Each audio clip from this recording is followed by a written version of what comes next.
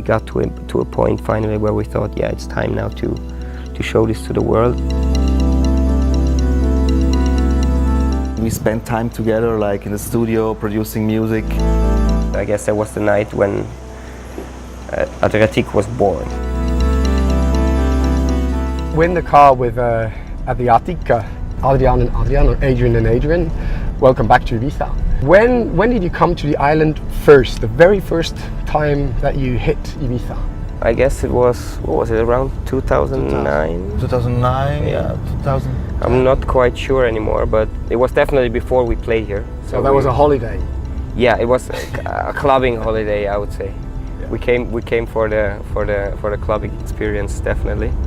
Has totally greenhorns, actually, like, yeah. Yeah, I remember we had this beautiful place at Playa d'Embossa. I think it was called the Tivoli or something like this. Tivoli Hotel, yeah. So that rings a bell, I suppose. I mean, before it was refurbished, so I guess. Legendary. Yeah, yes. legendary. So it was like us and I guess 3 of our friends, and yeah, basically it was just a few days to check out the clubs. It was super fun, but at the same time a lot of weird stuff happened. We got robbed at Tivoli. I think our rooms got like broken in, but yeah, basically all rooms on the same floor were open when we came back from a clubbing night. So, but it seemed like we kind of knew it, so we hid all our like valued stuff under the closet. Actually, we there is a little space under the closet, you know, like we moved the closet, put the laptop and the stuff together, and when we came back, we were very glad to find it again. So it was still there? Yeah, it was still there. Wow. But the clothes were all like messed up, and they were looking for valuable stuff, I guess, but didn't find it because we hid it. Well done. Where and when was your first gig here in Ibiza? Actually, it was in the year 2012, I guess, yes. for Diynamic Neon Nights at Senkis, back in the days, yeah. So that was our first Ibiza season. But actually, the first gig it didn't happen because the second floor where we were supposed to play was closed. So yeah. We were at the lineup. We were on the lineup. We were on the lineup, but we didn't made it to the booth. Actually, I mean, we made it to the booth, but they didn't open the floor. You didn't get to play. Yeah, exactly. When you look back at the start of your career, what would you say were sort of the starting points? Like, what was it that made your career boost? Was it a few gigs? Was it a release? Was it meeting certain people? What made it for you? I would say, or I speak for us both, we produced we produced every night music in the studio and had heavy sessions in our studio, and then we finally made a track we were happy with. It was called En Route. It was a housey vibe track, and then we got the chance to release it. And on this sampler, where we released it, there was also another track from a guy, from our friend Charlie, called Tilodomite, and I also liked his track very much, so we got in contact, and then we spent time together, like in the studio, producing music, and then we finally made a track with a sample from Feist, and with that track, with this collaboration, we had this feeling, this is something else. So what was that track's name? Deep in a Tree. And okay, so that track got released, and then what happened? Well, the track got released, and the vinyl was going very well. I remember we were super proud of it, and it had a good reputation. Like a lot of, I remember people like Arm were on the feedback, you know, like Toby Neumann back then, and all these kind of people were on this feedback list when you send out the promo. So that was for us, obviously, the best. I received some messages. Hey, I heard your track at Panorama Bar. I was like, wow, it's insane. So yeah, it was a really good feeling. It was a big moment. Exactly, like immediate feedback from all kind of sides, because it was this first thing you thought, yeah, it's gonna be good, and at the end, it was decided by the people which played it or whatever that it is good, that it worked well. So this was kind of the kick-off moment for us, definitely. Yeah, when Solomon invited us to Berlin for Rita to play the first time for Diynamic, Rita Butzke. Yes.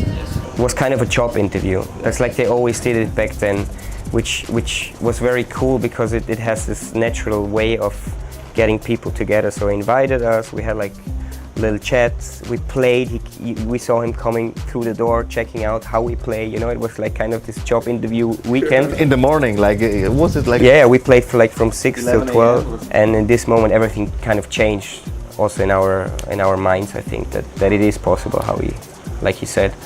This brings me to the next question. Like, I think a lot of people have, well, only know you since about, I would say, 2012, 2013, but you just said it yourself. You've been DJing for a long time before that.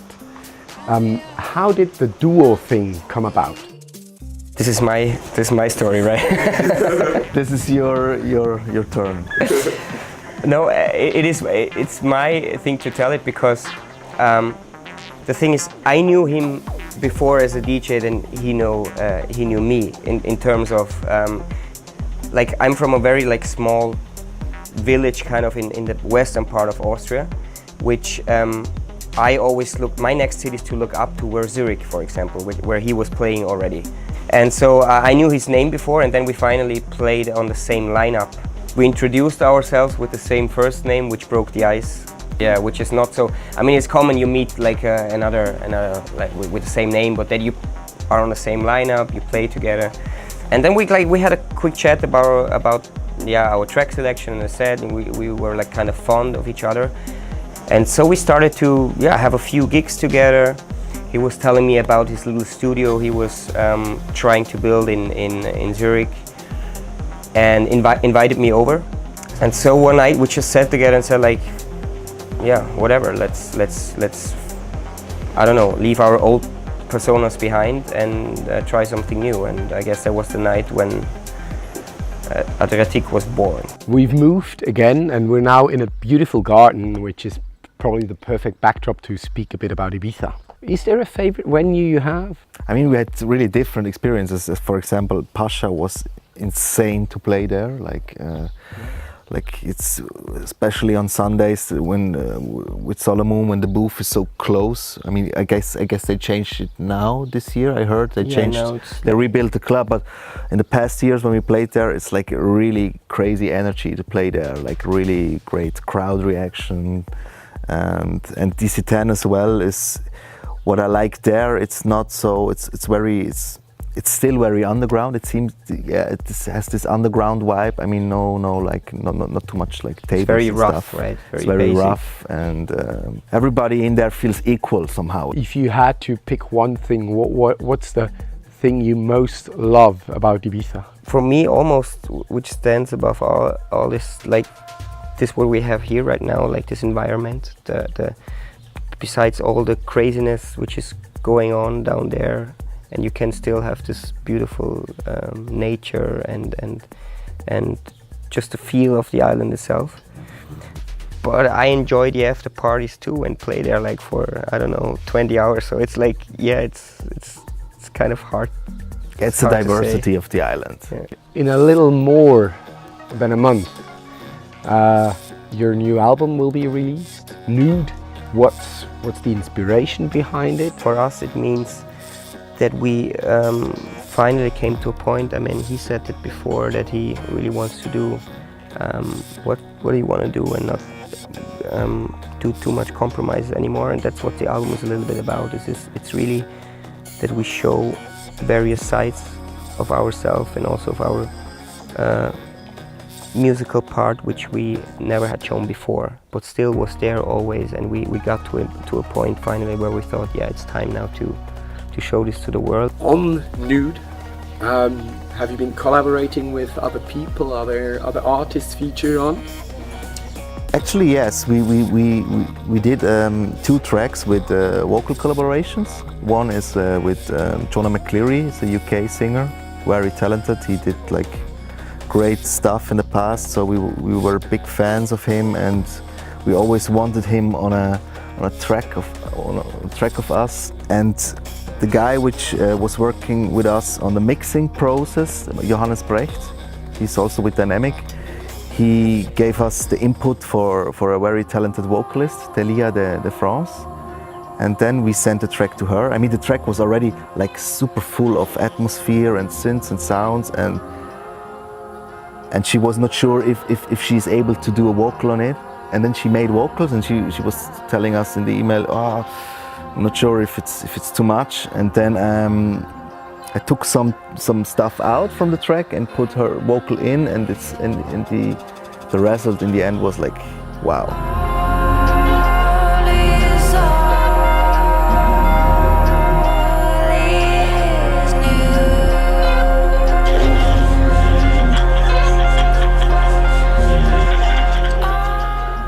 Another change of scenery. We're now inside Ibiza, just before Afterlife. Your new album, Nude, will be released on Afterlife. At the same time, you belong to the Diynamic family still. Can you explain us how this came along, now being attached to two such influential labels? You know, we are since quite a long time with Diynamic, as they picked us up like years ago, or picked up our music first, and obviously over the years we built a very, very strong relation, especially with the people in it. When we got to know Solomon first, it was through our demos we sent, and now I don't know, 6, 7, 8 years later we became friends, you know. Yeah, so that's like the family part of it, you know, and which won't change. Just because we release the album on another big label doesn't mean that we are not part of that anymore, and the opposite. Let's speak a bit more about Afterlife. What makes Afterlife special? Everything has its reason, the stage design and everything. It is definitely a party which tries to set the bar in terms of, as you mentioned, lineups, light and visual content. It's nice to see like so much thoughts behind the production, I would say. I really like that. Is there any dream back-to-back you've not played yet and which you would love to play with? I mean, for me it's like Sven Fett, no question. Yeah. Yeah, well, that was easy, right? Yeah, I mean... and it's even more interesting because he doesn't do that, or almost never. But I would play vinyl actually, of course, like back-to-back with vinyls. I think Derek May. How did it feel when you ever heard one of your tracks played out? It's a pleasure, like to know that people play and like your tracks. Especially if you like them back, if you like the people, or it is our artists which you are look up to, or you like their music, and when someone plays your music, it's like a quality stamp. Like yesterday, he mentioned an email from Laurent Garnier. Yeah. And that he wrote that he likes our latest track on Siamese, and it's an honor like to hear that Laurent Garnier likes this track, and he was dropping some nice like text about it, and that's great. That's great.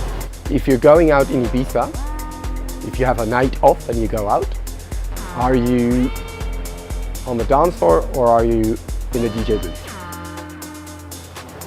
Behind the DJ booth. Behind the DJ booth. Yeah. Well, I like to sneak in once or twice. When it's not too crowded. Yeah, for me, when it's not too crowded, maybe in the beginning, when the warm-up, or like when it's not too busy, I like to be on a dance floor because the sound is the best.